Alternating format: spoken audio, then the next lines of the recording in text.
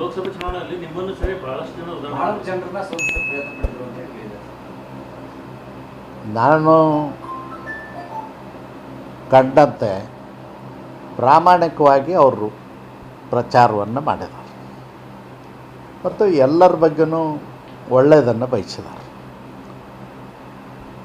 ಅಷ್ಟೇ ಅಲ್ಲ, ಅವರು ತಾವು ಇಡೀ ಜೀವನದ ಉದ್ದಕ್ಕೂ ಪಕ್ಷವನ್ನು ಕಟ್ಟಲಿಕ್ಕೆ ಹೋರಾಟ ಮಾಡಿದಂಥವ್ರು. ಅದಕ್ಕಾಗಿ ಅವರು ಹಿರಿಯರಿದ್ದಾರೆ, ಅವ್ರ ಬಗ್ಗೆ ನನಗೆ ಗೌರವ ಇದೆ.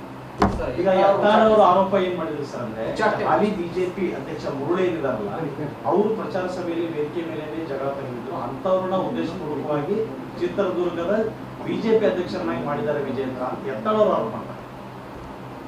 ನಾನು ಹೇಳ್ತೇನೆ, ಅಲ್ಲಿ ಯಾರನ್ನೂ ಅಧ್ಯಕ್ಷರನ್ನು ಮಾಡಿಲ್ಲ. ಪೆಂಡಿಂಗ್ ಚಿತ್ರದುರ್ಗಕ್ಕೆ ಯಾರನ್ನೂ ಅಧ್ಯಕ್ಷನ ಮಾಡಿಲ್ಲ. ಹಿಂದಿನ ಅಧ್ಯಕ್ಷರು ಮುರಳಿಯವರೇ ಇದ್ದಾರೆ. ಮುರಳಿಯವರು 4-5 ವರ್ಷದಿಂದ ಅಧ್ಯಕ್ಷರಿದ್ದಾರೆ. ಇವತ್ತು ಕೂಡ ಅವರೇ ಅಧ್ಯಕ್ಷರಿದ್ದಾರೆ. ಧನ್ಯವಾದ. ಸಾಕು, ಇವತ್ತು ಹಬ್ಬದ ಚಲೋ ಆಗಲಿ ಎಲ್ಲರಿಗೂ. ಉಚ್ಚಾಟನೆ ಬಗ್ಗೆ ಪ್ರತಿಕ್ರಿಯೆ ಕೊಡ್ತೀನಿ ಸರ್. ಬೇಡ, ಯಾಕಂದ್ರೆ ಹೈಕಮಾಂಡ್ ಡಿಸಿಷನ್ ವಿರುದ್ಧ ಅಥವಾ ಫಲ ಸಾಕು. ಇವತ್ತು ಯುಗಾದಿ ಮಾಡೋಣ ಅಷ್ಟೇ ಸಾಕು. ಯಾರ ಬಗ್ಗೆನೂ ಕೆಟ್ಟದ್ದು ಬಯಸೋದು ಬೇಡ. ಭಗವಂತ ಎಲ್ಲರಿಗೂ ಒಳ್ಳೇದು ಮಾಡಿ.